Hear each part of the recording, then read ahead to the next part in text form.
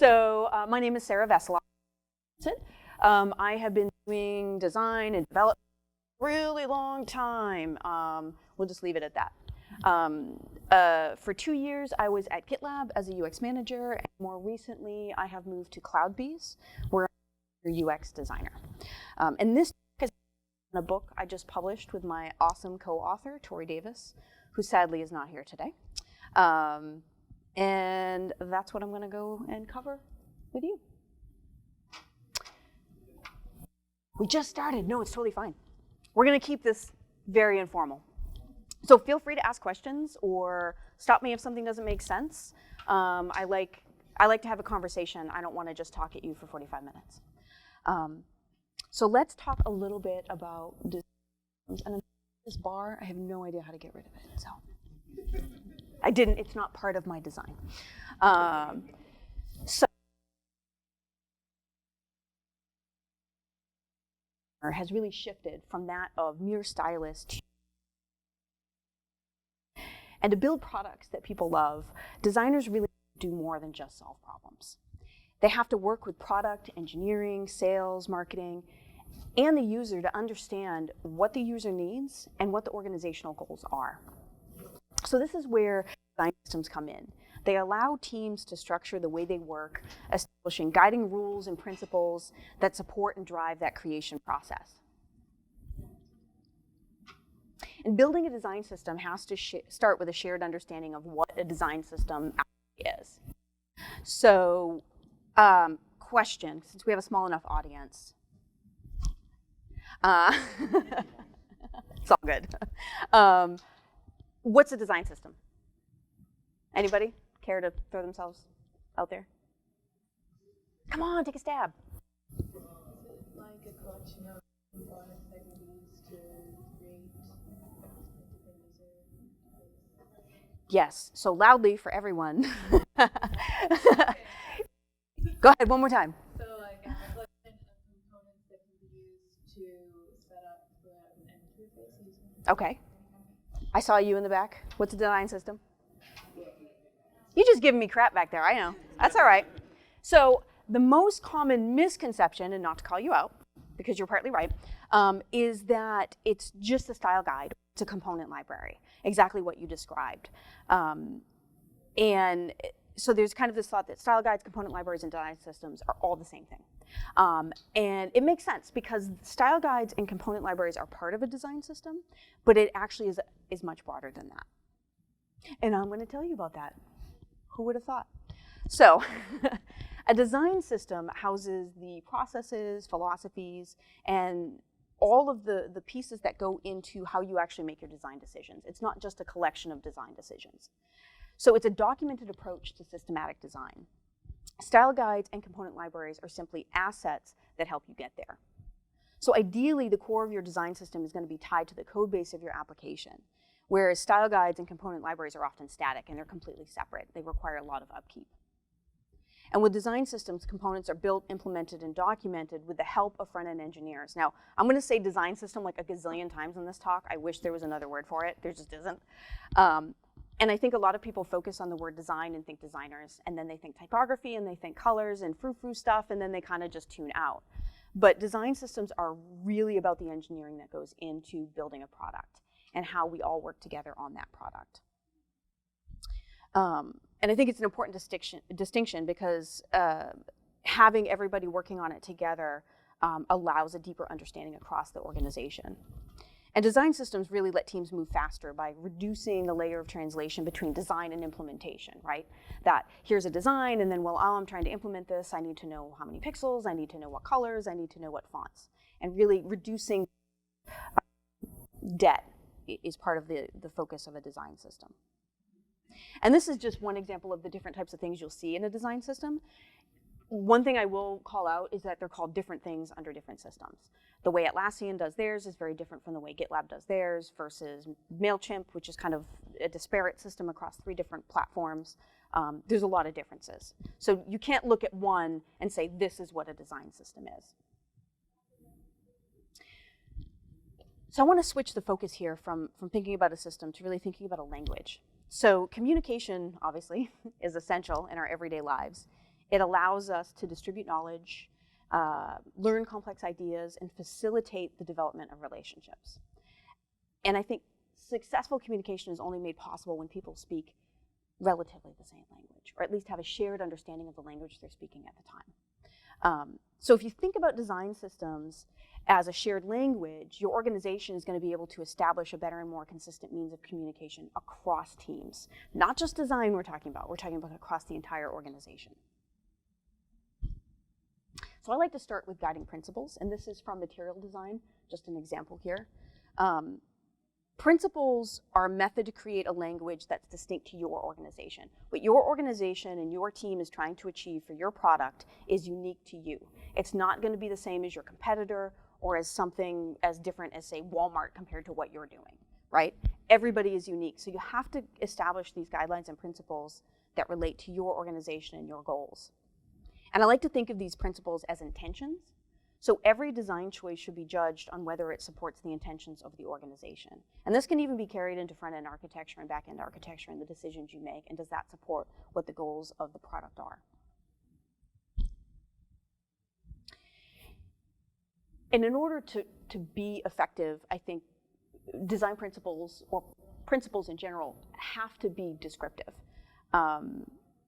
They have to provide an anchor for teams to rally around. When new members join, they have to be able to read these principles and immediately understand what it is you're trying to do, rally around those goals. And I think that successful design principles are better in phrases than just one or two words. And you'll see this a lot: minimal and efficient, progressive and whatever.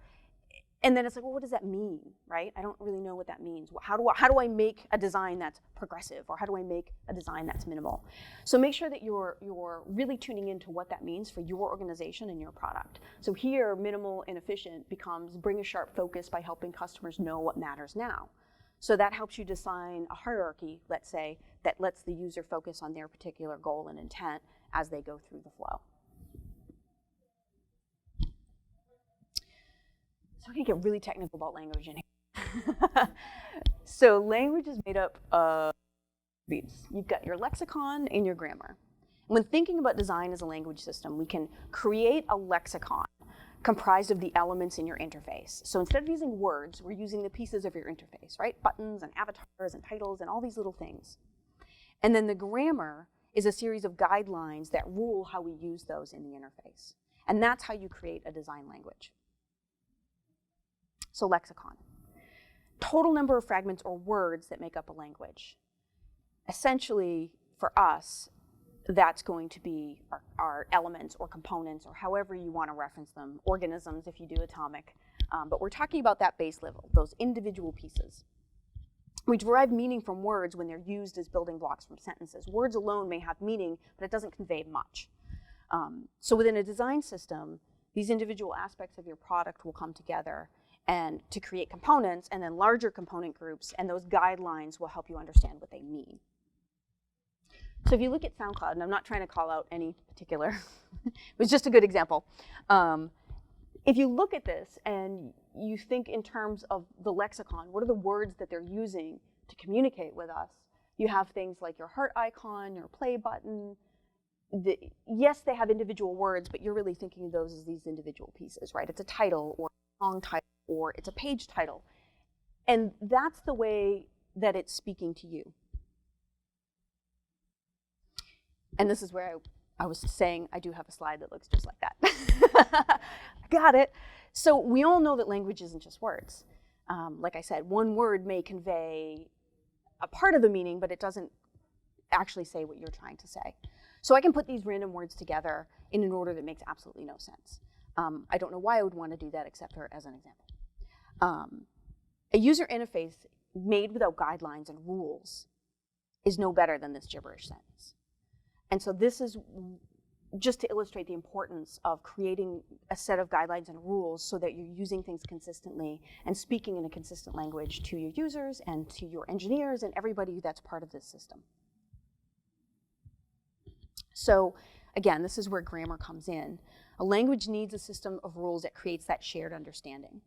So within your design system, your usage and technical guidelines are what makes up your grammar. And this ensures that it's consistent from page to page.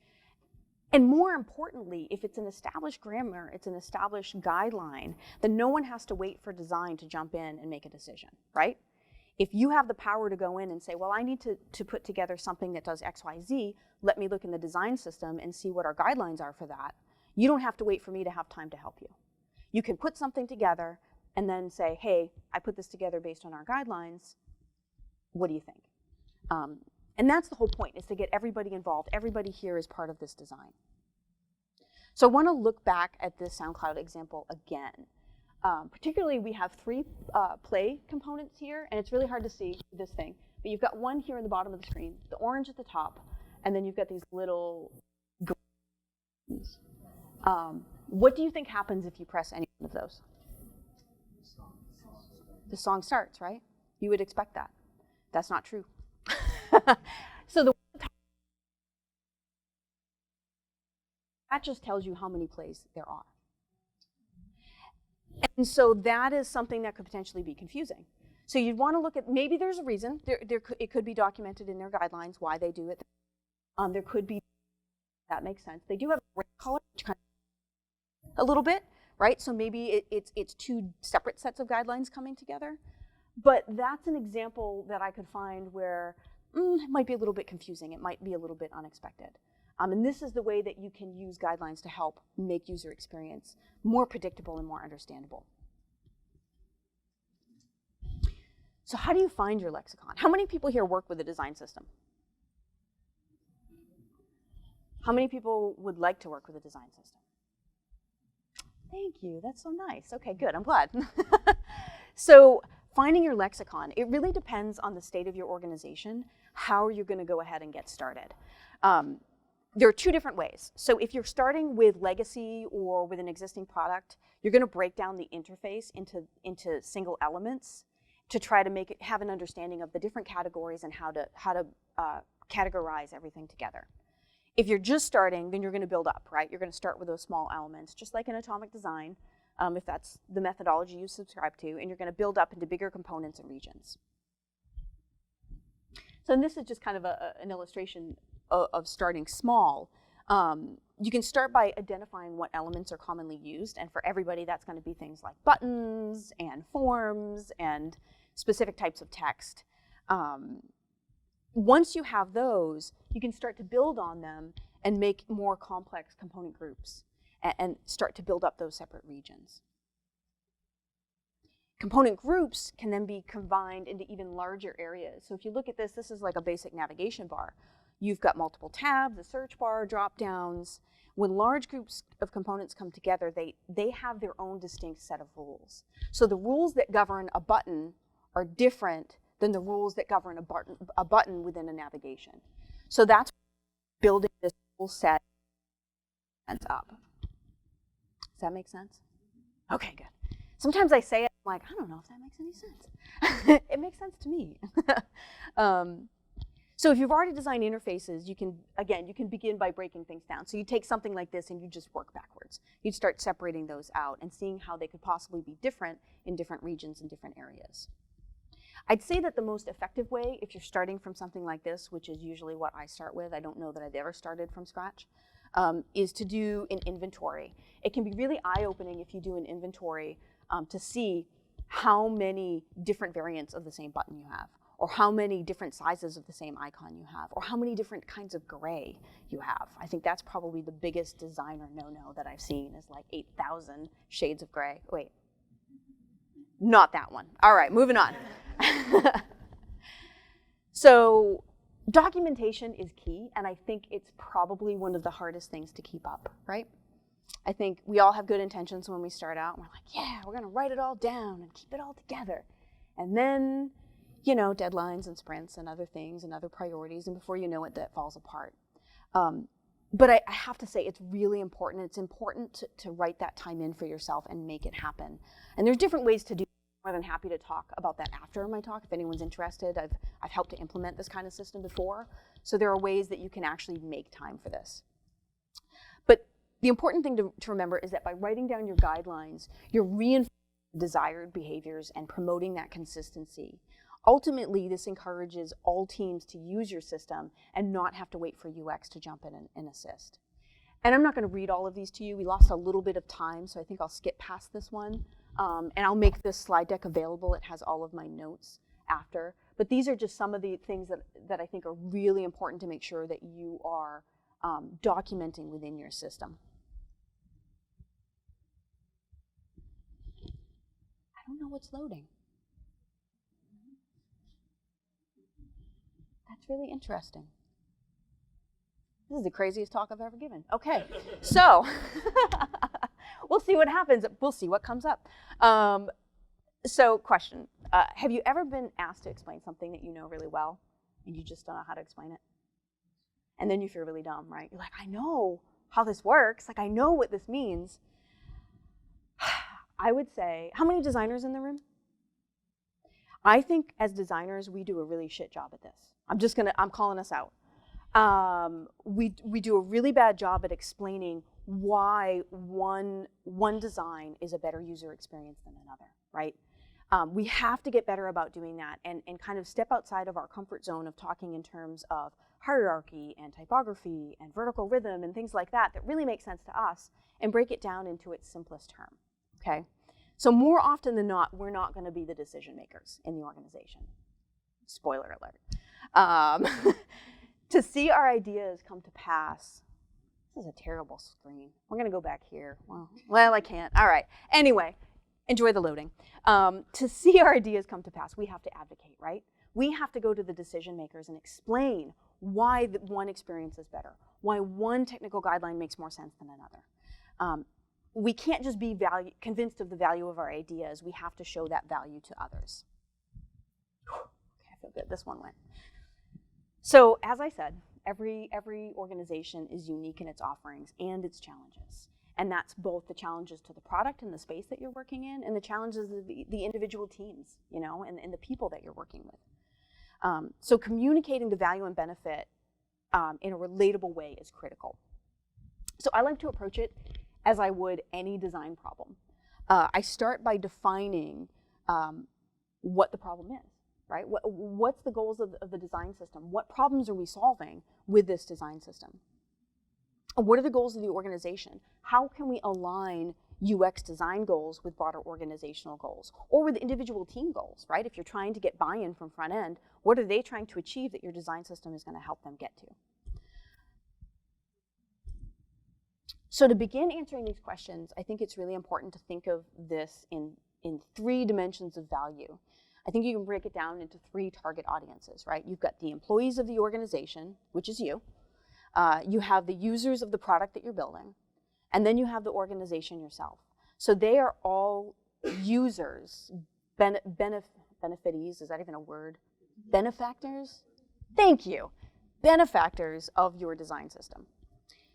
So for the book that we put together, we actually did a survey. Are you laughing? I heard that. Heckling. It's recorded. I've been heckled. So it's all good.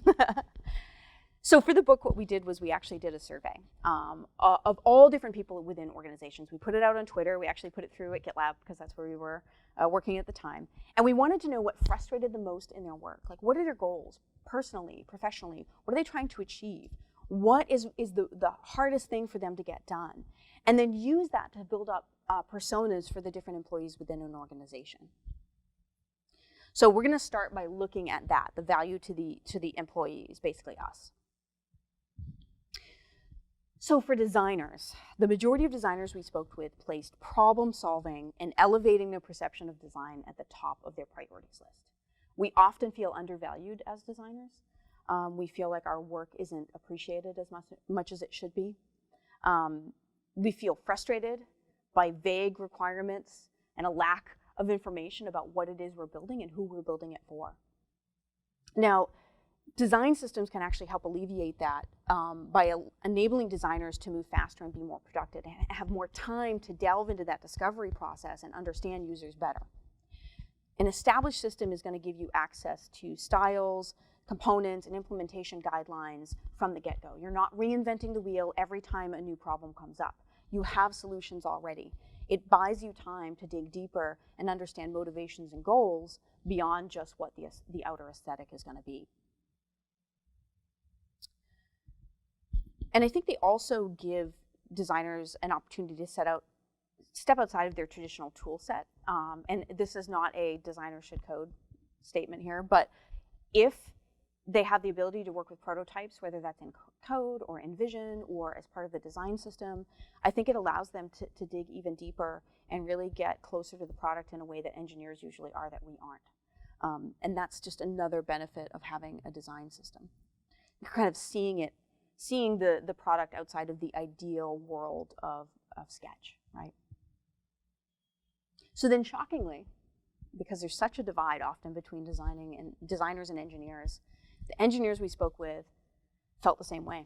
Too many meetings, inadequate requirements, missing design assets, and a lack of discovery. They were upset as well. They wanted to understand better what they were building and who they were building it for. So again, the benefits a design system can bring to engineers is clear, right? They can clarify solutions, make assets readily available, and give them the tools to work autonomously and not feel blocked by design or by PM. And I think one of the biggest parts is that design to developer handoff. There's a lot of time that can be spent in redlining and explaining where things should go and how they should go. If you have an established set of padding and margin and vertical rhythm for your typography, or if it's already built into the CSS that you're using, you don't even have to worry about that. It's already part of what you're doing. So there's a lot of benefits to be had for engineers when it comes to a design system. So looking at product managers, I think product managers tend to outnumber UX designers at an organization. That's been my personal experience.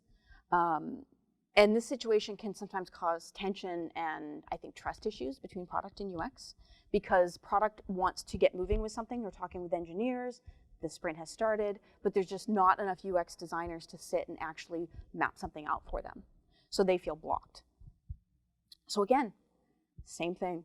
Documented usability patterns and guidelines are going to enable them to go ahead and put something together that fits in with what UX would put together, and then get approval for it or at least run it by a designer instead of just kind of jamming it in and saying, sorry, we couldn't wait for you.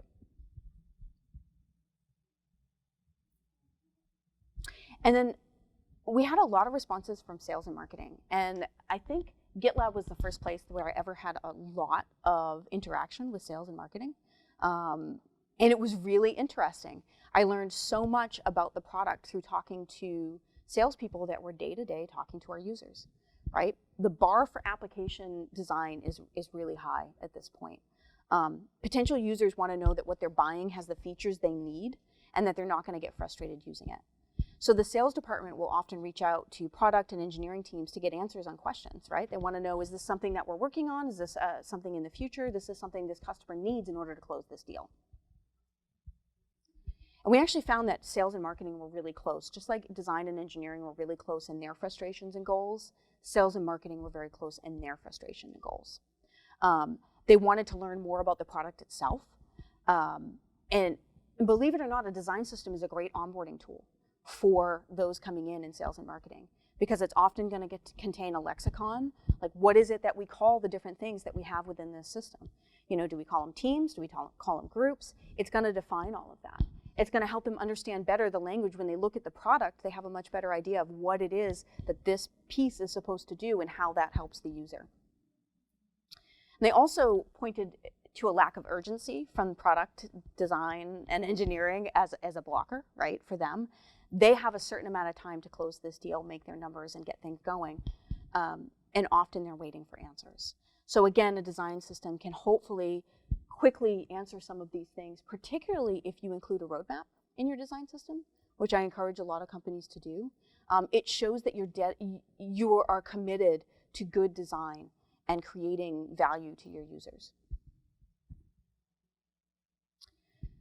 So when we look at the organization, so we looked at employees, let's look at an organization and how a design system can actually help them. I will say that as designers, it's really frustrating to have a seat at the table, but feel like you have no power, right? They're like, oh, but you're here. Yes, but no one's listening to me. Or they're pretending to listen to me and then there's no action being done. So push that pressure to push out results can make you feel more like a consultant than a partner, even when you are given that seat at the table and you're a checkbox in a process rather than a driver in that process, right? So I think that, again, we need to be better at communicating how design is getting ROI. Like, what is the ROI of the design that we're putting together? What is the return on investment for this design system? You can't just say that it's going to increase consistency and that users will love it. Like, yeah, that sounds great, but that's not quantitative data. That doesn't show me anything. So you need to speak their language and describe benefits in terms of ROI. So what does the organization stand to gain from the time and money being spent on a design system? Because often you're going to have to bring in a dedicated team.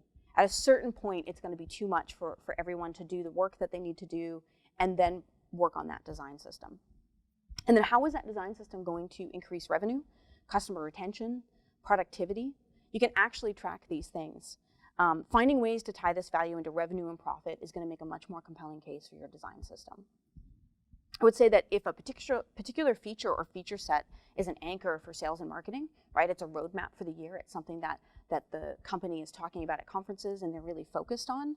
Then mapping your design system goals to that feature set, how you're going to put together that feature set and roll it out can help you get buy-in from the organization for that. And then, of course, let's not forget the user. They're supposed to be the most important person, right? So the primary benefit, of course, is for the end user. Delighting users is what will determine the success of a product, right? Is it usable? Is it something that I enjoy using, particularly enterprise? If this is something my company is mandating I use every single day, I want it to be enjoyable. I don't want to have to complain about it every single moment of my life. I want to feel like I can get done what I need to get done within this product. So, what time are we at? We're getting there. I think I have 15 minutes. I can do this. Lost a little bit of time. So the way you tackle your design system is largely going to depend on your organization. So I would always begin by assessing the type of organization, your stakeholder buy-in. So like, how much buy-in are you actually getting? Is this something you're going to have to kind of ramp up grassroots? You, the design team and a few front-end engineers, and then rope people in as you can show how this is actually benefiting. So looking at that, what type of organization are you in? Are you building a product? Are you building multiple products? Or are you an agency? So you're supporting clients. When working on one application, you can start by defining layout and styles. It's much easier, right? You have one application, you have one goal, you're all working towards the same thing. It's kind of the ideal environment. And those guidelines will establish a foundation. Agencies is a bit different. You often have multiple clients. And you can build a vanilla design system and use theming and design tokens to alter that for different clients and really reduce your ramp-up time, right, with these different clients. And I've actually talked with agencies that part of what they do is they actually build design systems for their clients. That's part of what they actually do. So it's not going to be much different from one to the other. I think it's just a little bit more complicated if you're talking about different products. At a certain point, you have to decide, are they going to come together and align, or are there differences between each that make sense based on the individual goals of product A versus product B. But if you start with a layout that's driven by a central set of variables, that flexible layout is going to give you a solid foundation that will allow you to customize product to product while still starting with that nice infrastructure. And then organizational support. So the support you have from others is going to play a critical role in how you build out your system. So if you don't have buy-in from stakeholders, you're going to have to be a little bit more strategic in how you approach implementation. It's really helpful, but it's not necessary. I talk to a lot of people that are like, listen, I can't. I've brought it up many times and they just say, no, we don't have time, we don't have time. Everyone has time to organize the work that they're doing and share that organization with others. And that's how you can start a grassroots campaign for this kind of thing, whether it's sharing an asset library within Sketch or convincing a team to go to Figma or use Abstract. There are different ways that you can start to align with others and then start putting in that design system.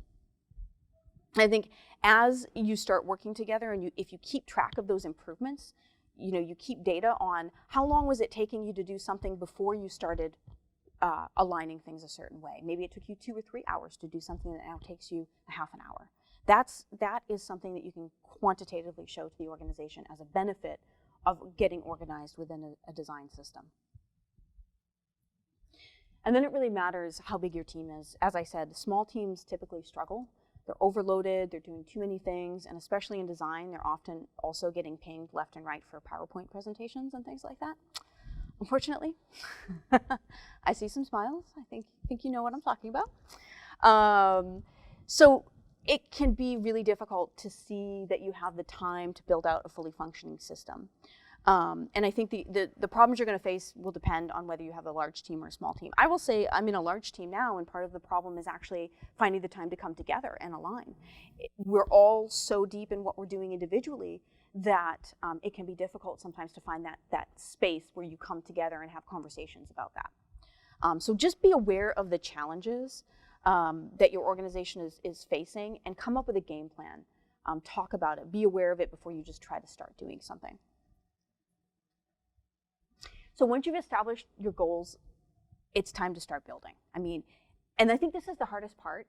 There's kind of this analysis paralysis that happens. It's really easy to talk about things in theory and what you'd like to do and how you'd like it to go. And then there's this hesitation to start. And I really encourage you just to start. That's what we did at GitLab. We started with, we absolutely published something that had a bunch of to-dos in it. It was embarrassing. It really was. It's like, are we really going to do this? And we're like, yes, we are. And so having that to-do list, now we had an organization, we had the theory and the kind of definition and the way that we wanted to go. And now we had this list of to-dos. And so we just started picking up these to-dos and implementing that system. And it was really the catalyst to get us going. And it requires a lot of different activities. Best practices, like, what is your research going to look like? Getting that interface inventory if you already have something set up, getting those guidelines, documenting, reviewing. As much as you can automate it. That was a big thing for us, was resisting the temptation to take screenshots of sketch files and just stick it in this system, because all you've done is created a documentation nightmare for yourself. So always approach it with a self-documentation in mind. It's better to have words than pictures you have to upkeep. At least start there, and then hopefully you can work to get components in that are going to be that single source of truth and will update based on changes that are made in the system. And actually, I think, to me, the most important thing is the thing at the bottom. Celebrate the small wins and evangelize as much as you possibly can. It's really tempting to kind of hold on to it until it's better, until it's something that you're proud of, until it's something that you feel like people are going to get excited about. Don't do that, because what's going to happen is nobody knows you're working on it. You're going to put all kinds of things together. I guarantee you other people are probably working on things as well because they have no idea what you're working on. And you're going to lose a lot of valuable time in getting that buy-in and getting people excited. So you put a button in and you define buttons, announce it in the Slack channel. Got buttons! Like, it sounds stupid, but do it. I'm serious. And then everyone's like, yeah, you got buttons. Like, all of a sudden, everybody's really excited about it.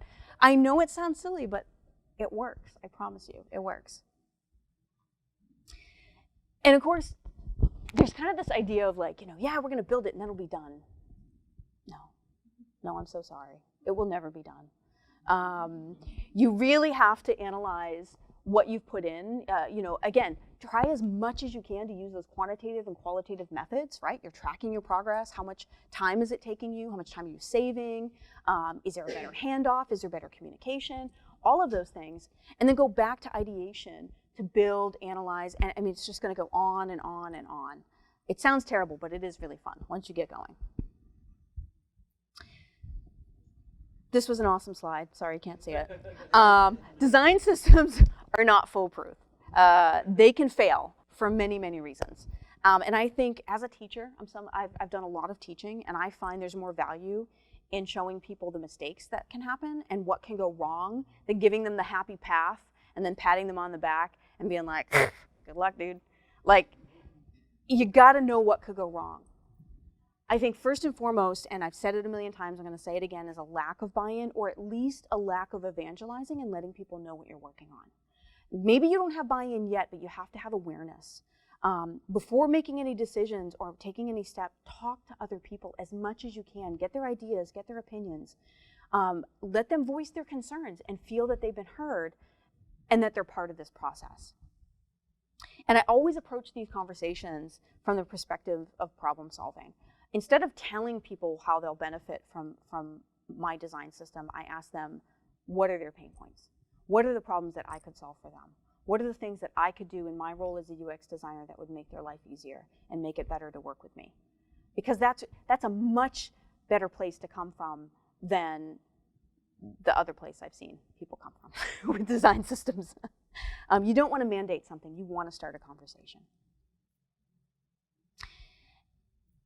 I see a lot of people try to do too much too soon. There's this excitement that happens, and you'll get one or two people that spend hours and hours and hours past their normal workday, nights and weekends, putting together this amazing set of guidelines that they're just going to drop like a bomb on the team. And everyone feels well. Someone is like, I built this, and this is what we're going to use. Boom, here it is. Do you feel like, well, why didn't you ask me? Like, I don't have anything to say in this process. Why didn't, I have thoughts. Maybe I disagree with the way you did it. And so I think, and I see it a lot, and it comes from a good place, but the results are not good. And it's one of the biggest mistakes that I see. I see a lot of people having one-on-one conversations and not surfacing those into a group, not putting those into group channels or into public issues.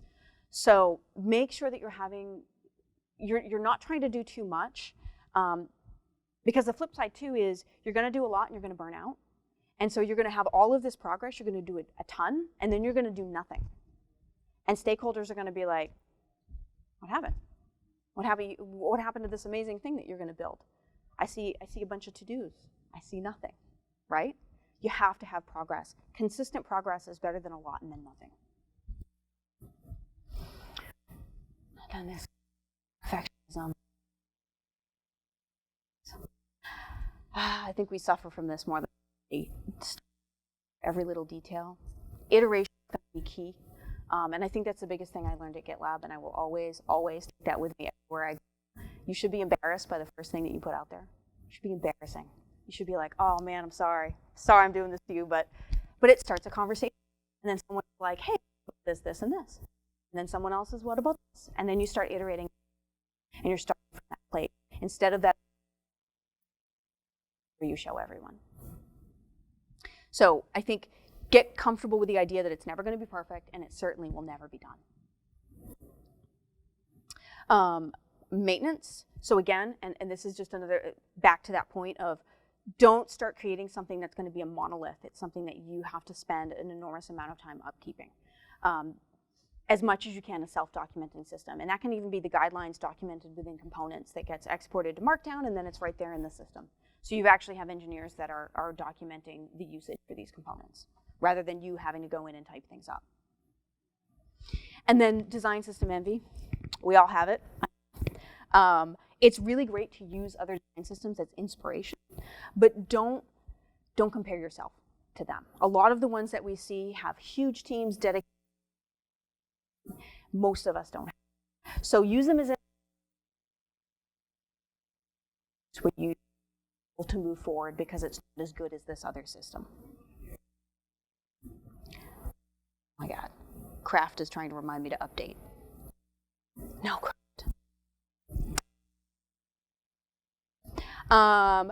But do you even need a design system? I probably should have asked that in the beginning, right? Maybe I should start with that next time. So I think there are a few factors. It's really exciting and it's really tempting to jump on the bandwagon and say, yes, we need a system. This is going to make everything better. But I think that it depends on the age of your organization. If you're just starting out, you're a startup and you're really doing a proof of concept way too early. You don't need. You have one designer and a couple of engineers, or a couple of designers and a few engineers. Lay down some basic guidelines so all on the same page, but don't try to build a big system. I think that is going to cause a lot of overhead too soon, and then no one will ever want to do a design system. And then team size, same point. If you're just one or two, you may not need something. You may need to start by establishing guidelines on how you collaborate and work together and how you translate that to product and marketing or engineering.